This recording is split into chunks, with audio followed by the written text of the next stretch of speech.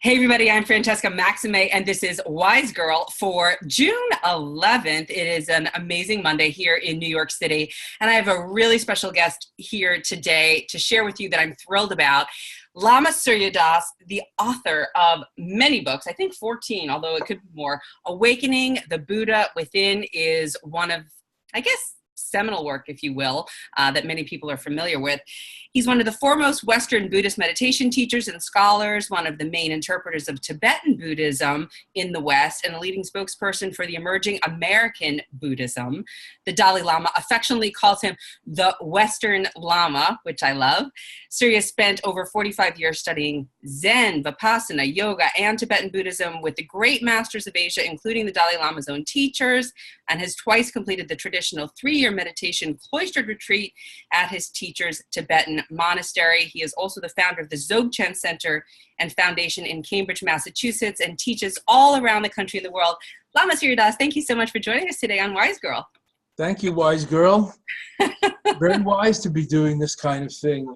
I congratulate you, really, and it's wonderful. Also, thank you for having me. It's wonderful, and all who are sailing with us today on this podcast on air. Yes, we are sailing through, surfing the waves that come. Stay on top. Even if you go down, there's still more surfing to do. Although I'm told the deeper that you go, the more still it gets. That's true. Yeah, but don't go over the edge of deep. If we're talking about water. If we're talking about spirit, I say the opposite, make the leap. So let's start with that then. Let's just start where we are in this present moment. Make the leap. What does that mean in terms of spiritual life for people? Because here's the deal. I feel like a lot of people today, as you know, in the Western world, are being told that they have to do more, be more, change, achieve. And we all know that this attempt at striving for happiness and clinging to all this stuff can be kind of frustrating and elusive. So what is this deeper dive into a bit of a more spiritual possibility? What's that all about? Well, since generally we think of this as a path, a journey, then a deeper dive implies, the path is maybe linear. A deeper dive implies not just being shallow person or, this is not just spiritual wisdom, this is universal, about growing up in character and becoming a mensch and part of the community and making the world a better place, not leaving it a worse place than when you were here. So a deeper dive spiritually brings you more in that direction, spiritually, emotionally, reciprocally with others and with all the environment and all beings. So, recognizing interconnectedness and being a deeper person, not just a selfish little bubble in the sea or feel disconnected from everybody else in town. Maybe look into your feelings, and why you feel that. And if you wish connection, reach out or ask, talk. So I think that spiritual path has many benefits. And, well discussed. So I'm not even going to mention those. Everybody is familiar with that. I'm going to mention some things that are not in my many books or online or, you can just ask Lama, Google many things these days. What are the 5 hindrances to Buddhist meditation, or what is the Eightfold Path, which, that book Awakening Within is about. The Buddha within each of us and all of us, which was a radical message 20, 30 years ago, when people were thinking of spiritual life very much as, a journey, and you never really get to heaven, or we don't even know if we believe in God or heaven or saints anymore. We're so disillusioned and cynical by existentialism and the death of God, and, as they call it, that many of us are seekers. In fact, the human being is the seeking animal, as the American historian said. But, who's going to become finders? That's the deepening. Finding yourself, not just being an overgrown graduate student who can't live off a campus and then like a professor your whole life still because you're not ready to face the world and you like that protected greenhouse. It's fine. For very few, though. For most of us, we have to live like clover and weeds and be able to grow and flourish everywhere. So I think it's very important to go deeper and broader and not just make the journey from here to here and actually from seeking to finding, but also make this journey from here to here, like totally here. not just from here to far away, the other shore, but from here to here. And that's the non-dualistic or direct mysticism of Tibetan Buddhism, and Mahamudra and Dzogchen. And that's It's also a heart of, most other religious traditions, no doubt. And I really want to talk about that, because I think that that's one of the things that you bring to the table in a very relatable, hilarious way. Your podcast is so funny on the Be Here Now network. I absolutely love it. The Awakening Now podcast. You're half stand-up comedian, half Tibetan. Half sitting down meditator, Lama. I think we need a little more stand-up Dharma, There's too much sitting down, going down in the Buddhist ghetto. Well, I agree with you. Down, it's a downer. But it's not just a downer. I feel like some people are kind of disassociating for their lives, and they're just sort of sitting out saying, I meditate. And I'm like, yeah, because you're checking out. Like, dissociating is very popular with and without meditation. There are other substances as well. Okay, that's true. I know. Meditation is one of them. Now I'm putting it in that funny category of substance abuse, like hiding in meditation or being an extrovert. Or if you're already too introverted, go to a 100-day silent meditation retreat. You won't have to talk to anybody, but that's not the intention really of most of the retreats is for calm and clear and enlightenment and awakening the heart, opening the mind and stuff like that. Not just to, hide like an ostrich from the winds of one's own conditioning, karma, difficulties in life. The unenlightened life is difficult and challenging. That's Buddha's first noble truth or fact of life. Not that life is suffering. The unenlightened life is full of suffering and difficulties and stress. There is another way. That's the third noble truth, the path. You can do it too. Anybody can do it. If I did it, If I can do it, you can do it. Anybody can do it. That's my message as the Pajama Lama, the Swami from Miami, as well as the Western Lama. And to not take ourselves so seriously. Life ain't much fun when we take ourselves too seriously. And is there an area of life that people take more overly seriously than the religious and spiritual? I mean, people are suicide bombing for that. That's how seriously. And all kinds of other unhealthy thoughts and actions about, this serious subject, religion, spiritually, even just trying to meditate or do yoga in the secular context. We still need to take it not so seriously, like exercise, diet. It's important when it's important, but I think the most important teaching of what I'll call the Buddhist way of life is the middle way.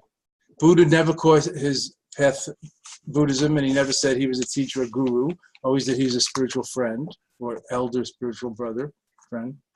I think the most important teaching, and I'm leaving a pregnant pause here for whoever's familiar to think about, it must be what? Loving kindness. It must be emptiness. It must be enlightenment. What is it? A wakefulness. No, maybe it's compassion. The most important teaching of the Buddha is the middle way, and that's what he called his path. Free from extremes. Of course, there's many lanes on the path. We don't all have to be the same. Let's try to stay out of the ditches of extremes. Like on one hand, nihilism, nothing matters, and on the other hand, everything's random. No belief in karma or causation or ethics or anything, or any kind of ongoingness in life. And on the other hand, materialism, where we only believe in what we can see or weigh or measure. And in between that, we call it the middle way, free from extremes. So not all or nothing, not shouting at your mate, you always, you never. We all know from couples therapy that doesn't help, this always, never. And similarly, always, never, trying to not think when you meditate is like an always, never thing. I always think too much. I have to not stop thinking, and not seeing life so black and white. So the middle way is a fantastic touchstone for me. It's really helped change my life. And I'm an extreme person. I've done a lot of extreme things in my life. I'm not, and on New Year's Eve, I may be a little more extreme, but the rest of the week, I'm a little, more moderate or content and satisfied with what there is. So I'm just passing that on as, an elder, let's say, getting older. If anybody could relate to that, maybe it'll help you as a touchstone. It's not always, never. It's not, elation and depression. It's just like ripples of healthy emotions. Happy, sad, pleasure, pain, loss, gain. Doesn't have to be elation, manic, and depression, despair. Well, I think a lot of people feel like they think something's wrong when they're not in that state of elation or when they are in the state of pain. Yeah, that's wrong thinking, that's all. There's nothing wrong out there. Of course, the world is full of shit and problems, but you know what you're just saying. They think there's something wrong, in parentheses, with them or with their situation or with their mate. You know, there's a lot of the me and mine in that. They think something's wrong with their, boss. There may be plenty wrong with their boss, but it's this wrong thinking to externalize so much when it's really so subjective. And it's not what happens to us, but what we make of it that makes all the difference. So that very point about how we relate to whatever's happening on the outside, I have found is really the key to liberation or freedom or whatever you want to call it, ease of living, just being able to. Absolutely. That is autonomy beyond teenage ideas of independence. That's true autonomy within interdependence. That's what I call it. So you have self-mastery, but you're not a control freak. You also have less self or egotism. But you're still a healthy, individuated mensch who can take care of yourself and even others, even better. And take care of others and be a caregiver, not a caretaker. And really take care of others without, falling into that extreme of codependency and what is it called? Wounded healer, martyrdom. No, nobody wants that. And I think a lot of people feel as though when they are trying to have agency and be in their lives that they have choice, but they're bound by things that they don't even know they're bound by. And so their choices aren't as limited. Yeah. And so how do we get down?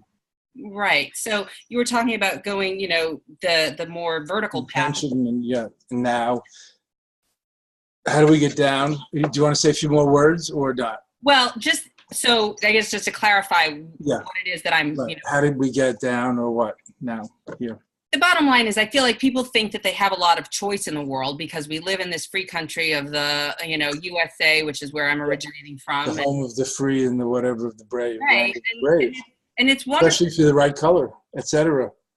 A lot of limitations and misunderstandings, outer and inner. We have our own. So there's all of that. And then there's also the part that we sometimes feel as though even if we have choice, that we can't quite do the thing that maybe we know at a deeper level is in our best interest to do. And then we get frustrated with ourselves that we can't do that. So how does this process, this middle path, help with that? Oh, I don't know. If I was going to think about that, I would say we have to see, through the frustration that there's sort of like a spectrum. And it is, like we're on our course or journey. And so we have free will, but things are also determined to some extent. That's the way people talk about it in philosophy. So free will and determinism together, some of both. Like the Zen master D.T. Suzuki, who wrote 95 books about Zen Buddhism. I'm recommending this, so I'm mentioning his name. D.T. Suzuki. He taught at Columbia in the 50s, for you New York files like me. And he taught Zen in the 50s. He was a Japanese Zen master and professor. He taught Zen and Jack Kerouac, Merce Cunningham. I know these are all old white men, excuse me. Allen Ginsberg, at least he's gay. Who was it who made the 4-minute silent piece? The pianist, John Cage. All of these people were his Zen student. So that is how you do something with those who know, you become one who knows, and then you bring it into your field or life. So here we are today. How do we bring it into our field of life? I don't know, however you want to look at it. Daily practice or a little study and practice, theory and practice goes together. I know you're going back to graduate school, even though you've already had a career in media and you're a glamorous fashionista, I don't know about all that. New thought leader. People are always asking me, you're so lucky you were in India, you met the great gurus, you were young, you weren't saddled with, however they put it, a job, a family, a house, a sick parents, a mortgage, college loans, as if they're trapped in the mud. And meanwhile, living a wonderful, I'll just say middle class. It might be, a little less or more or a lot. But, we're here, look, we have a lot of gifts. So they're not that trapped in the mud. But we think we are because of dissatisfaction and lack of contentment and this drive to get ahead and get more that you were talking about.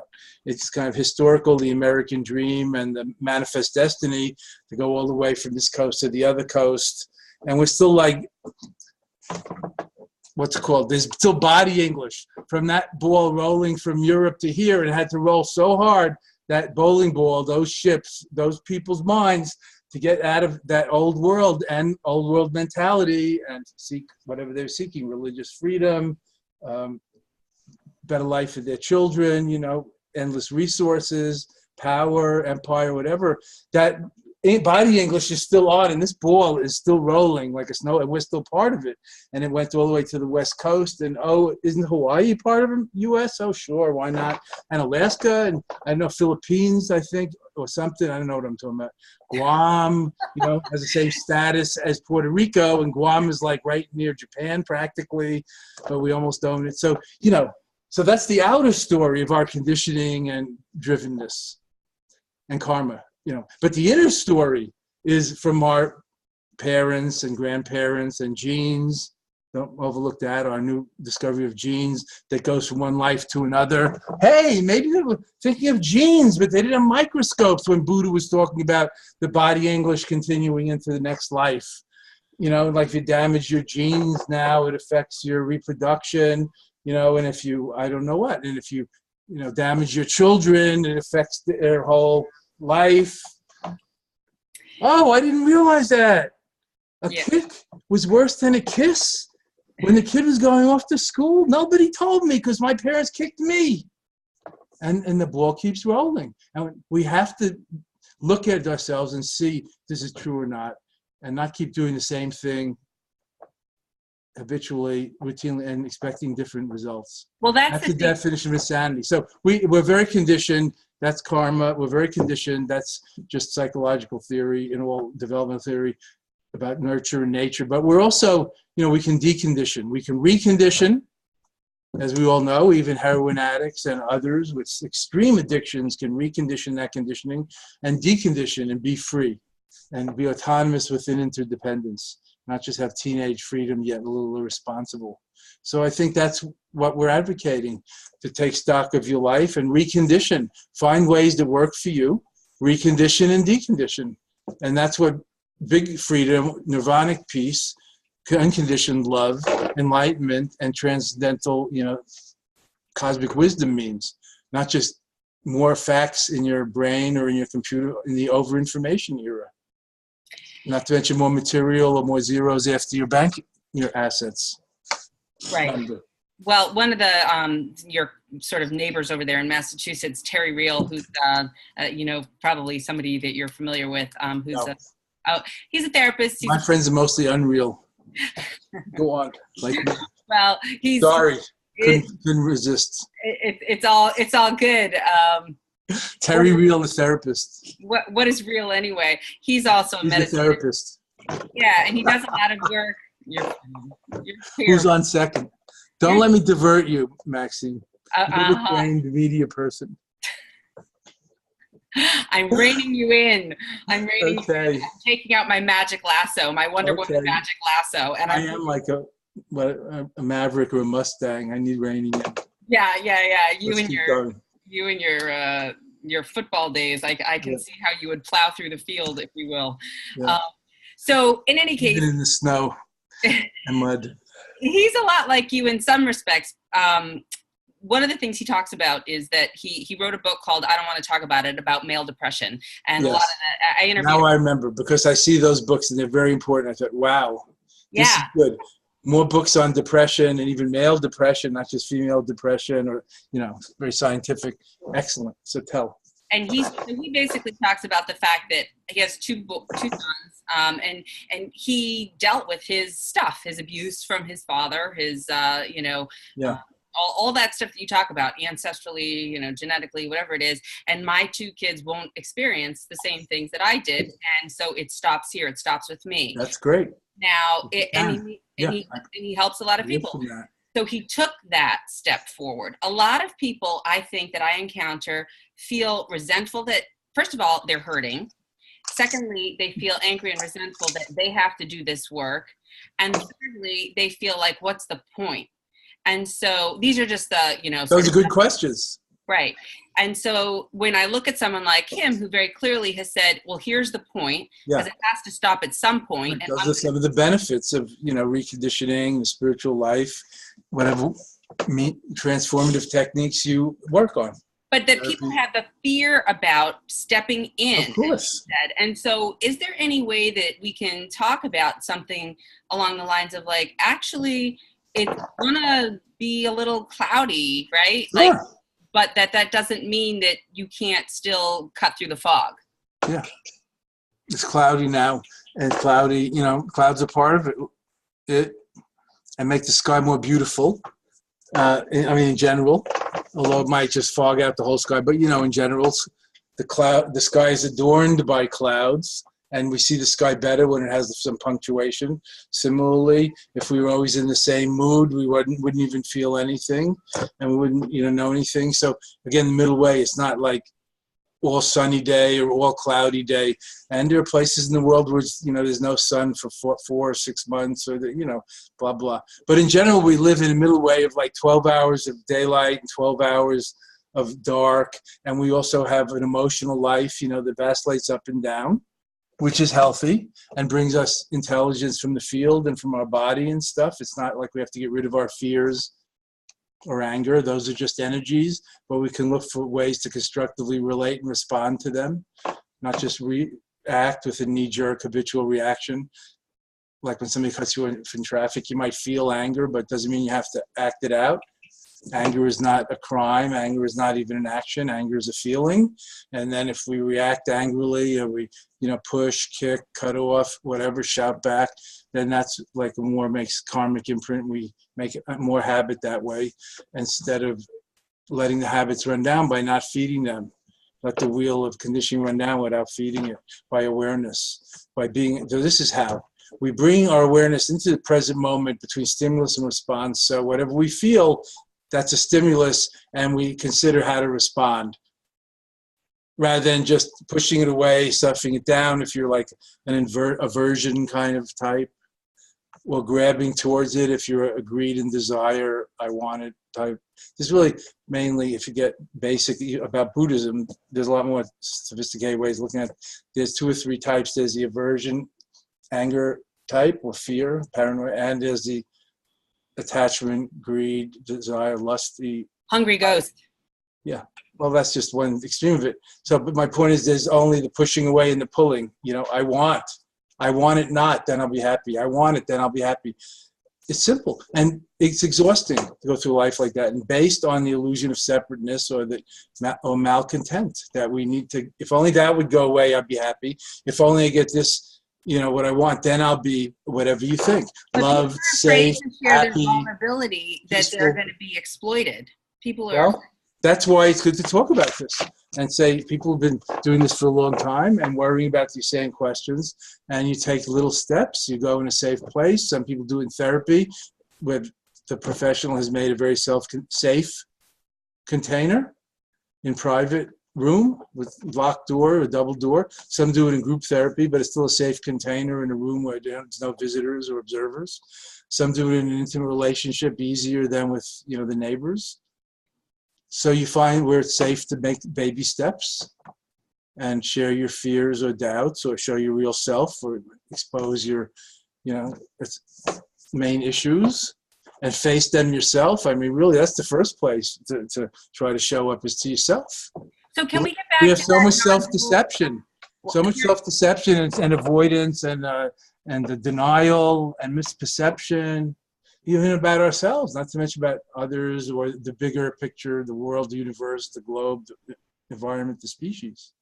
So this is my point. You mentioned the Mahamudra Dzogchen teachings in the beginning and non-dual teachings. And this is something that I've talked a lot about on Wise Girl before and in my little sort of editorials.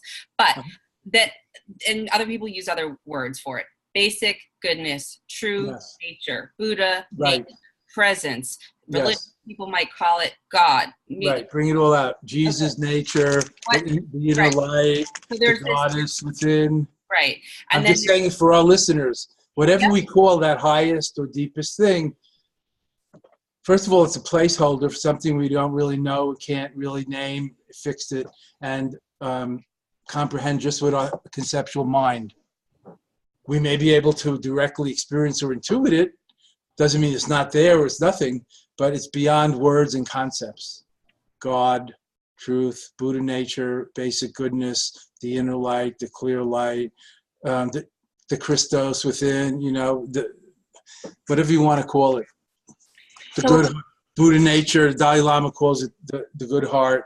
You know, he means Buddha nature, but Buddha just is a placeholder for the ultimate, the pure, the unselfish, the wise and loving. So but Eastern philosophy is sort of that, like, this is the way things are, that this is a presence that is sort of foundational to everything, and that includes every human being, and that actions can be skillful. Every being, every being, not just human. To every being, and because every being would be created of it, right? And so every being, and in this human realm, every human being, and a lot of people feel as though, I find, that they don't have access to that, or don't know what that is, or think it's out there, or other than, or something that has to be. Yes, most of us think like that and feel like that, Maxine. Francesca. Are you Francesca Maxine? Maxime. Maxime. It came backwards on my... It's okay. Yeah, so Francesca. That's a beautiful name. Thank you. Like the barefoot Contessa. Yes. Francesca. Anyway,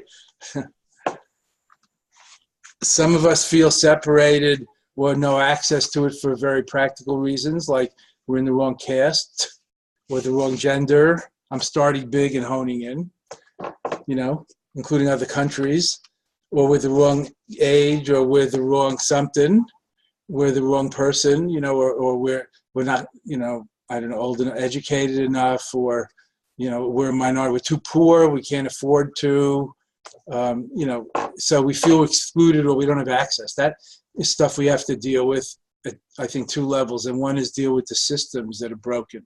So there are some people that don't have access, even though theoretically we have, you know, free public education and university, almost everybody, I think, can go to college. And there are other ways of getting ahead if you're talking about even outer. And inner, everybody has access. Even Helen Keller made great strides in life, being deaf, blind, and mute. So we all have access. Of course, not everybody has access to pay a lot of money to go to a spa like Canyon Ranch and hear Deepak Chopra. But, you know, you can go online and hear anybody you want, or on YouTube. And there's a lot of people around who are, excuse me, Deepak, my friend, and you know, like the Karmapa Lama was talking in Madison Square Garden last night, and last week teaching all week about the 37 practices of the Bodhisattva. He's like the junior Dalai Lama, and the Dalai Lama comes to 50 countries every year, even though he's in his 80s. Plus, you can go on the web anytime. I'm just mentioning some lamas that I know, great lamas. Every religion, every philosophy, you know, there were great psychotherapists who are genius workshop leaders or therapists. So I think not everybody has access to them, but there's plenty in the free public domain. So that's the outer systems. People might not feel they don't have access, or only the whites go that, you know. I know some people of color or people with a lot of children feel like only the whites can go to those bachelor-like retreat centers. Look how many whites there are already. Well, but on the inner level, that's just part of the distorted feeling of insufficiency. And if we were just wealthier or smarter or younger, or dare I say, more beautiful, and we all know now about, what's it called? face brushed magazine ads, and nobody looks the way they look on TV or in a magazine. What's Photoshop. Photoshop. Yeah, it used to be called face brushed or something. Airbrushed. Yeah, airbrush photos. Nobody looks that good. And most of the women, young women in America, are feeling not good enough because of that. We're too fat, Nobody looks as good as those actors and models when they show them in the right light. But then you see them, they might be very well anorexic or like addicted to, diet pills and cocaine. So don't over-idealize, which is another extreme. So I'm just saying, if we work on it, we can think globally and work on the systems. We definitely need to. The broken health system and the broken partisan system and the racism in this country and homophobia and all kinds of things. But on the inner level, we have to root those things out of ourselves, our own prejudices, our own hatred and aggression. Anger is just a feeling. When it comes to hatred and aggression, that's like going in the wrong, really bad action direction.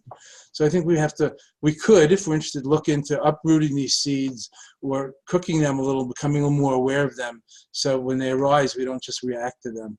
And, including prejudice and paranoia that we have of people taking our jobs, or anything, building walls. Or we also do that with our character and our defense mechanisms. We build walls. We put our best foot forward and think nobody sees us, like creeping sideways like a crab, putting our best foot forward and, avoiding and denying our dark side, which, tells us it ain't that dark. It's like the other side of the moon. It's very relative. There's a lot of richness there too. We all like scary haunted houses and Halloween and, horror movies, and they're fun. Well, when I went on the retreat with you the other day, there was you did the yin yang symbol, which is the darkness and the light, the little intertwined, and there's a dot of each in the other. And a lot of people are afraid to sort of recognize that. When we recognize that there is both in everything, then we can use for whatever it is that it has to teach us and learn from, and another step along the path. But like the left side of the brain and the right side of the brain, which is another like worldview or breakdown. Let's just take it at face value. Working complementary, then we're like, here we are. Doesn't matter what our IQ is, just like that, we're sane, adult, mature people. We can have a converse and we'll think and, have fun and argue or anything else. And, but if one side of the brain gets damaged, then like, it doesn't work. So complementarity is my point, not opposition. So similar with the light and dark and the ups and downs in life and our self-judgment. So your real question was, people are afraid to try something new and be vulnerable or show their weakness by asking for help or showing up at a meeting, let's say a 12-step meeting or a women's battered group meeting. And there's so much talk about rape and abuse these days. And yet still some people, and especially young people, and I talked to two yesterday, who it just makes me so mad, but we have to take care of them. Battered and abused, young teenage girls and stuff like that. It makes me crazy, but I, keep my center. We really have to deal with this and, root out that aggression or lust, not the fear and anger, but the exaggerated conditioning. Recondition themselves to love even those who harm us. But there are a lot of people who feel as though there's something wrong with them, and they cling to that as an identity, and they aren't willing to see that there's a presence that's beneath that or deeper than that or well, you keep asking about, Francesca, you keep asking about the presence. So I would love to get on to that, but for now, let's talk about like us and the patients, the clients, the seekers, whatever we are. I'd love to talk about the presence beneath it all, and the oneness and the all-encompassing wholeness, God, if you wish, Buddha nature, whatever you want to call it, basic goodness. We're afraid to admit it. Can that not be some of the gasoline that gives people the courage, if you will, to kind of step into this space of vulnerability and invest? If you can relate to that. I'm just responding to the other part of your question about that people feel that, they don't believe it, or it's too much to get into, or they'll lose themselves, be weak or lose themselves, or they hear some extreme snippet of fire and brimstone. They get the impression to be spiritual, you have to throw away your house and your family and your, love, sex and your job, and like, this is just a stereotype. Go to a cave, go to an ashram, go to a nunnery, go to, hide thee to a nunnery, Ophelia. That's the alternative. It didn't work out as like prince and princess and king, so hide thee to a nunnery. Isn't there anything alternative? No, Ophelia, there's no college for you. Hide thee to a nunnery. We're done here at the castle in Denmark. So it's a sad, Ophelia's a woman. If anybody's listening is not familiar with the Shakespeare. There are other possibilities today, man, woman, or child, old or young, and to recondition a little learning and, a little experiential practice like yoga and mindfulness have become very big in the secular, self-improvement, or even professional worlds. I'm all for that, but there's more to it than yoga as exercise or to look good. Yoga means union, in India, union with God or union with the divine life. So there's 8 kinds of yoga, not just physical yoga. And similarly with meditation, and it brings nirvanic peace and enlightenment, not just better attention span or concentration, which we want and need, but there's other benefits we could get. So I think it's important to go deep and not to be afraid and make the leap, which is how we started this conversation. Sometimes you have to make a leap. Maybe you're in an unhappy marriage, but you're afraid to be alone, or you haven't been alone since you were very young, or you're worried about other things which are important, like the children, or what people are going to think, or, your parents, or, you don't know what to do. Maybe you're not trained professionally because you've been living with somebody who mostly takes care of those things. So sometimes you have to make the leap, or leave your unsatisfying, unfulfilling job where you're treated shabbily. Seek a better job or find your true vocation, even better. Right livelihood is one of the 8 steps on the Buddhist Eightfold Path. So even Buddha, who was a monk, says, right livelihood or your true vocation is, as important as mindfulness or concentration or ethics. So I think that's very important. It's like being compassionate to yourself and taking care of yourself, making the most of your life. Find the vocation that, while it's supporting you, while you're building the business, doesn't stunt you, but even grows you. So I think that's very important. And then bring that into daily life. And that's a deepening, a widening, and a broadening at the same time. And become a deeper person when you're in your true vocation. You want to do it more and all the time. Not just get it done at X o'clock and then go home for your real life. Yeah, more of the integration. You mentioned a couple of things that are very real today: racism, sexism, issues about broken systems, broken health system. So here's the thing: everybody wants to know, why do people who are, for example, and I'm just using this as an example, people who are self-identified as white, like, why should they care about racism? Why should they? They don't. But why they should? Yeah, my question is why they don't, but they or us. I mean, I know why I don't, which I try to do, but there's a part of me that don't, like my parent and grandparental part. So I'm not going to bash on them. I'm just saying, that's why we don't, and they or us. We're used to being on top. We grew up with some prejudices, even though they weren't ours. So much as our grandparents and parents how they would say and think, or how the banks would treat them and how the neighborhood would treat the diverse people, not just blacks, but Indians, Chinese, Puerto Ricans in New York, of course, in my time, of course, Central Americans and Mexicans and people from the islands have gotten a lot of problems and news in the southern border area and everywhere. I think we all have that to some extent. There's always an us and them, as long as there's an ego. Now let's get back to my basic thesis and drive all the blame or responsibility into one, not Juan Gonzalez, into oneself. Ego, us and them. It's not a zero-sum game. We don't understand that. It's like children who fight over the toys. What's the best way to play? With friends or siblings, right?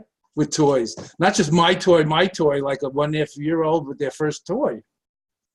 So, the third, sacred third, there's me and there's you and then there's us. That's the sacred third of relationships, of marriage or relationships. So outgrowing that my and them, me and mine, always self-preoccupied, if I'm satisfied, happy, or how I feel, to a more inclusive mutual reciprocity. I've written all about this in my most recent book, Make Me One with Everything. Buddhist meditations to awaken, or see through, I think awaken to the illusion of separateness. So we see our mutuality, and we're all interconnected, interdependent, interbeing, as Zen Master Vietnam Thich Nhat Hanh calls it, interbeing, interwoven. It's not just that the water is connected to the earth and the earth to the trees and the grass. We're all interwoven and interbeing. So that's very helpful to me. So what do I give up and what do I gain when I go into interbeing? Mother Teresa said the worst illness of modern times, the cancer of modern times, is loneliness and alienation. So you risk losing that as you get into interbeing. And the more you're into being, the more you lose that. But, it's a kind of loss that's like, I don't know,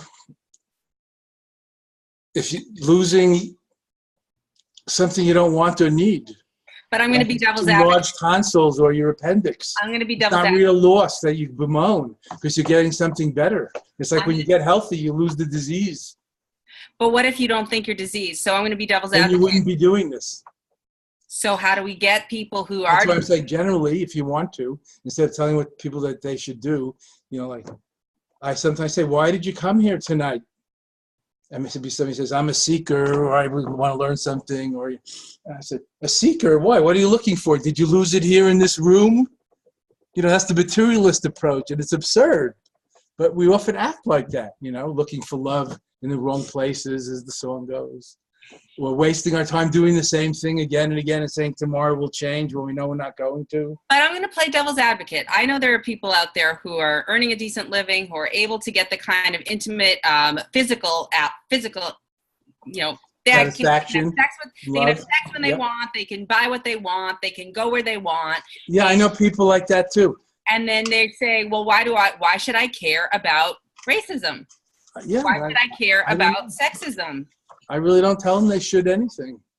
I just mentioned that this is a problem that I see we have faced, so I can't just rest in my own happiness and enlightenment laurels. That, how can I be really content and happy if the neighborhood is in flames and the environment is endangered and the fish are washing up dead on the ocean? That presumes that you have empathy and a capacity for that. Yeah, so just because you're less selfish doesn't mean you're less empathic. You're probably more empathic. The less there is of me-ism, the more room there is for you-ism and for true-ism. Like, the less there is of me, the more room there is for goddess or God. That's an ancient mystic saying. You can write it down. You can Google it. Well, some people say, the narcissist, I know there's an old Alec Baldwin movie where he says, I am God, and a lot of mystics said that too. You have to live by your beliefs. So that's a funny in that. I like George Burns better in a movie where he played God with John Denver, of all people, who is like a supermarket manager who meets God in the form of George Burns, who proves he has all the powers, whatever, they're in the car arguing. Burns makes it rain in the car. I mean, it's hilarious, I remember that. Yeah. And George Burns is like 101 years old. He's as old as God. And a lot of other things. I can't remember what it's called. It might be called God. I think that's the movie. So, there's a lot of ideas about God. If you look, in Buddhism, we say, this is serious. I wasn't saying anybody could say I'm God, and the lunatic asylums are full of such people. Alec Baldwin, it was a movie that was a good line that some writer wrote. Funny. But what was I saying? The idea of empathy, caring about other people, and why some people don't seem to care, and not so much why they should, but how to invite them into the space where they recognize that ultimately their happiness is also an interbeing, interdependent kind of happiness. Well, anybody that's a parent knows that their happiness is very related to the kids they love, because kids and grandkids just take you to another level, right? I mean, that's a universal truism. Nothing's perfect, and it's not always and never, but there's another level of love that you feel, especially when you're a mother, and being loved. So, but doesn't the Dalai Lama talk so about empathic, and at first it's almost no selfishness, and then you get into, back into you, and and your child start to form up and dance and bounce off each other and the environment, and other things happen, and But doesn't the Dalai Lama talk about near compassion and far compassion, and it's the far Yes. compassion that needs to be cultivated? Well, that's one translation. Let me say, just to be provocative, I would say that Buddhists today, I'm not going to say the Dalai Lama talks too much about it.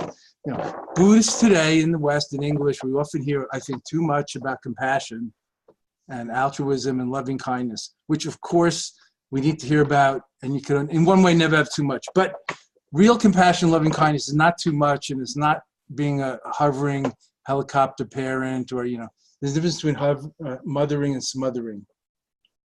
So I think the Buddhists, they talk too much about compassion. What about self-compassion and self-love and self-acceptance?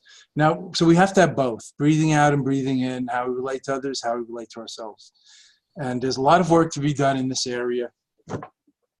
So that idea, like research-wise, maybe scientifically, whatever you want to call it, psychologically, as well as experientially, personally, individually, and collectively.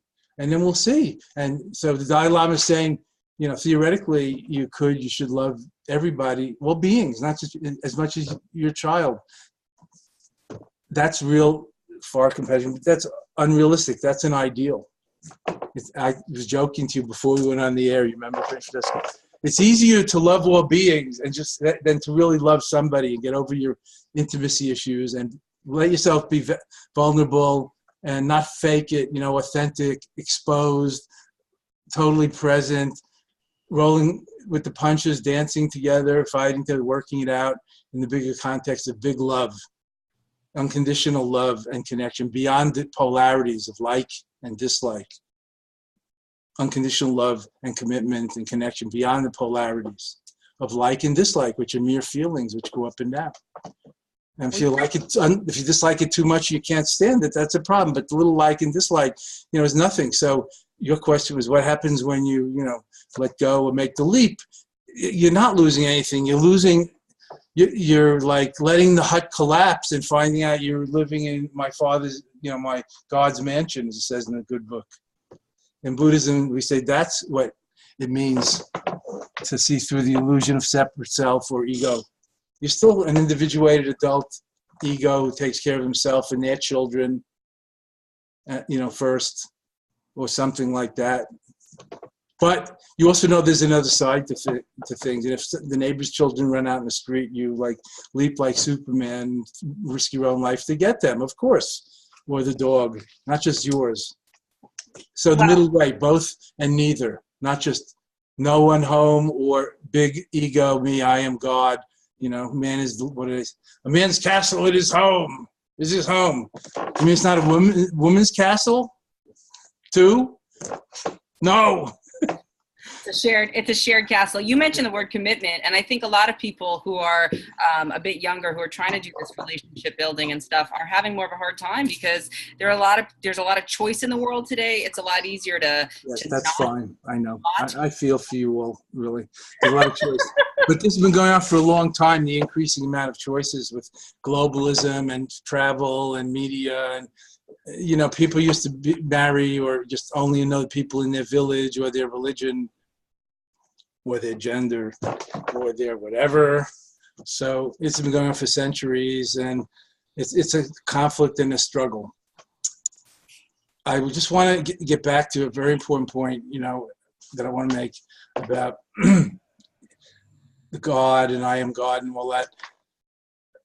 In Buddhism, we don't really believe there's a separate God or creator, that we're all interconnected, and I don't even want to say we're all one. It's more like indescribable oneness or holism, or contentment is the greatest form of wealth.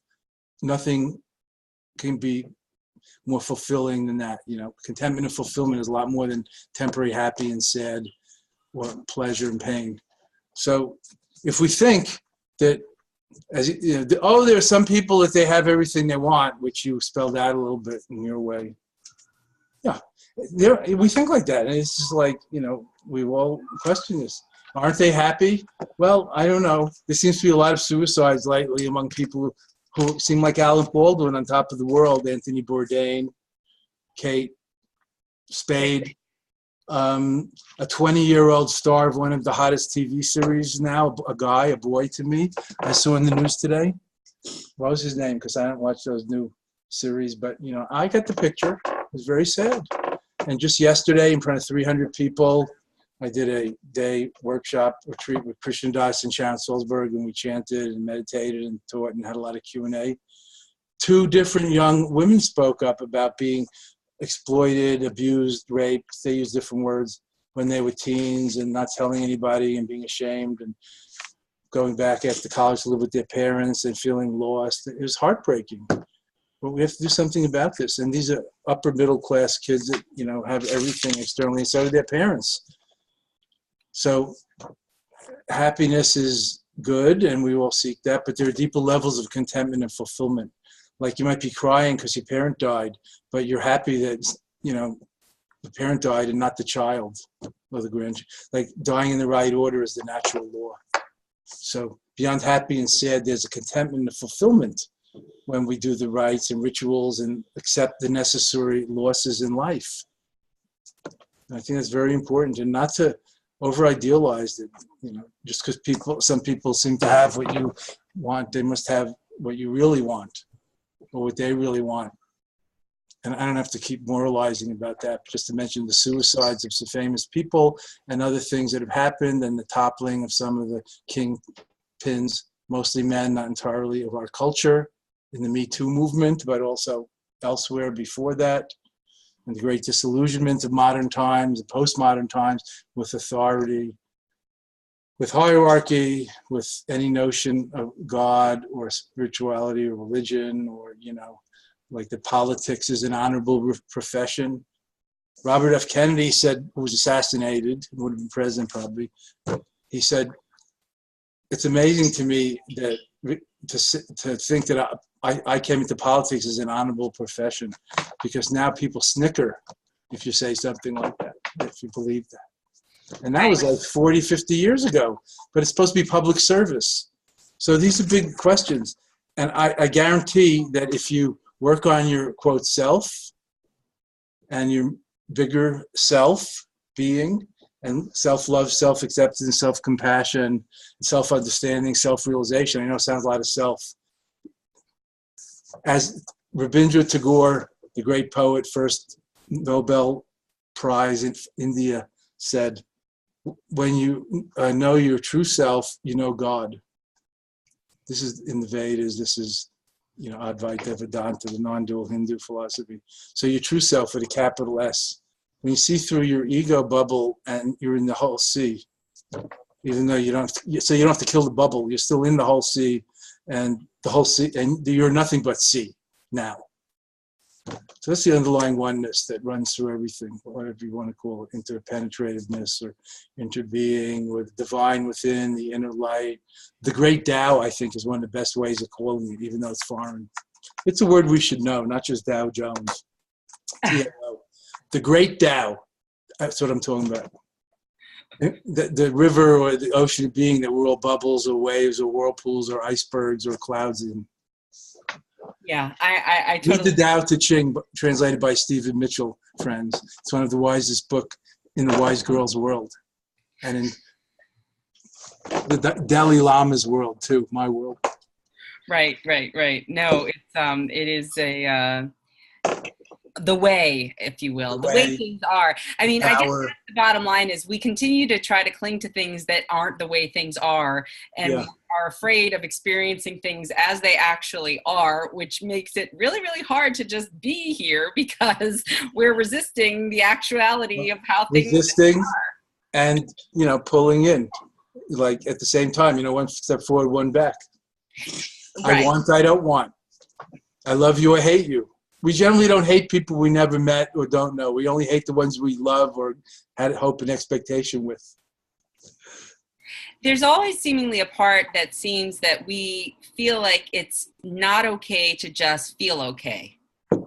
Well, that's called survivor's guilt. psychologists call it survivor's guilt. Whether you're talking about, some kind of survivor, whatever comes to mind in your mind, or like the Holocaust survivor, or the survivor of a car accident, or, the actor with AIDS that didn't die when all of his or her friends died. And he just became, what do you call it, HIV positive, and is living out his life with his partner. He has a lot of survivor guilt, but it's something we have to relate to. Like, who do we think we are? I mean, who's doing all this? We're not in control, and we're not to blame. I mean, we need to participate, but we're not in control. And no one can do it all. And yet we try, but, we're not in control. And no one can be exempt from participating. We try. People escape, but even hermits, even ostriches, you put your head in the sand until storms blows over. What about hermits and people like that? They're still part of society in the sense of the environment and eating the food, and, drinking the things or getting the medicines that other people produce. So that's why I like the term the Great Tao, which is the way, but it's also in Chinese like the cosmic energy or power. It could be translated as the flow, which has a lot of cool meanings. And so if an image, there's a huge flowing oceanic river that flows through us, not that we have to get into. So we too often hear, get into the flow, Joe. Okay, I'll try. But really, the thing is, the flow goes right through each of us, and we're not really aware of it or aligned. And we're trying to get into the flow. How about flowing with the flow? Why always try to change it? I mean, you're allowed to steer, but, the flow is flowing downstream. You really need to do a lot of work to go upstream against the grain of things as they are. It doesn't mean you shouldn't try to change anything in life, the middle way. But yeah, I the think, flow, know the flow. We're talking about the Tao now. Yeah, I just think a lot of people get caught up in the efforting and striving, especially when it comes to introduction and the mindfulness and the meditation. And I didn't sit today, or I should have sit today, or I have thoughts and I should. Off with their heads. That's what I say. Off with their heads. Would that it be so? I won't stand for that. You're in my castle. No, I am very sympathetic. And I've been there and done that. And, I've been trying to meditate since like 1968, my first meditation retreat in Rochester, New York, the Zen Center of Kappa Roshi, my first American Zen masters. When I was in college at Buffalo, Sharon Salzberg was at college at Buffalo, Mirabai Bush, Buffalo. But we weren't all hanging out together. We met in India a couple of years later. But my point is, it's now or never. It doesn't matter where you are or how old you are. There's always the middle way and balancing. I know I'm droning on about the middle way, but I keep saying effort and effortless. Like when you're interested in something, when you're passionate, when you're having fun, when you're really curious, when you're excited, you stay up all night. What happens when you're bored and it gets to be dark and then 8 or 9 or 10 o'clock and you're in some comfortable position? You fall asleep. So the interest factor, and I'm not talking about on Wall Street, Buddha called it the mental factor of interest, is a great arousing energy, and it arouses energy. So if you get your interest up, if you're curious, if maybe you read about these things or you hear some people talking about it like we are with enthusiasm and joy and not fire and brimstone and threats and, blah, blah. It maybe makes sense. Like, now we have a lot of scientific research about the inner world and through brain scans and fMRIs and neurodharma, as I call it, the overlap of meditation and awareness, dharma, and neuroscience. My brother's a big neuroscientist. Now we have that scientific data. It's kind of reinforcing our Western mentality. We trust the men and women now in the white coats, even the foreign ones, because they've studied a lot, I guess. And so there's a lot of research supporting the benefits of these inner sciences or these contemplative practices. So I'm all for it, and not beating ourselves up about it. It's like if you go to therapy to get help, how much do you worry about being a good therapy patient or client? Is that what you're trying to prove to the therapist that you're paying? Or you're trying to, work on some actual issues that you might have? I think that that's accurate, and we're going to wind up soon because it's been time. But it just, I think people are afraid to love, to be loved, and and when I say love, I mean I'm afraid to be loved and like exposed, and that vulnerable, rather than putting my best foot forward. Like, I don't need you. You can't manipulate me, or whatever my object relations, my neurosis is, or I need you. I'm going to attract and whatever, conquer you, even if it's not physically or financially, but like make you one of me, and not threatening, but actually like help me. So that's these kind of things. And if you don't practice every day, that's okay. Let's not make this beautiful, buoyant, joyous spiritual journey into one more chore and way to judge ourselves as not good enough, and the ever-rising bar of the inner tyrant. You don't want to fall into that. So I always teach you very relaxed and accessible, and try to use English words. Of course, I know Tibetan and some Sanskrit and other things. English words, and not $25 words or $5 words, and be like a player coach and keep meditating, practicing myself. I've had ups and downs, and more or less over the years. But in the beginning, you have to, if you want to, develop a habit, just like exercise. And if you do it every day, that's good. And if you do it, every day-ish, that's good year-round. Exercise 3, 4, 5 times a week is fantastic. So, if you meditate, pray, do yoga 3, 4, 5 times a week, you have a spiritual life probably. Or some benefits, more resilient, more focused, secular benefits. Buddha said loving kindness has 12 or 11 main benefits. One of them is you have less wrinkles. That anger makes your face like a shriveled up, scorched shrimp. And loving kindness makes you like have less wrinkles. My mother loved that. She said, I'm becoming a Buddhist. Yes. Less wrinkles. Look at Sharon Salzberg, no wrinkles. This is a quote from my mother, Joyce Miller of Long Island. Look at Sharon, no wrinkles. The mother of loving kindness. And with that, they'll market a new face cream. Yeah. Nirvana face cream. The Metta, no wrinkles. The Metta face cream. It probably is already out there. I don't even know. With that, we're going to have to close because there is Nirvana perfume, I've heard.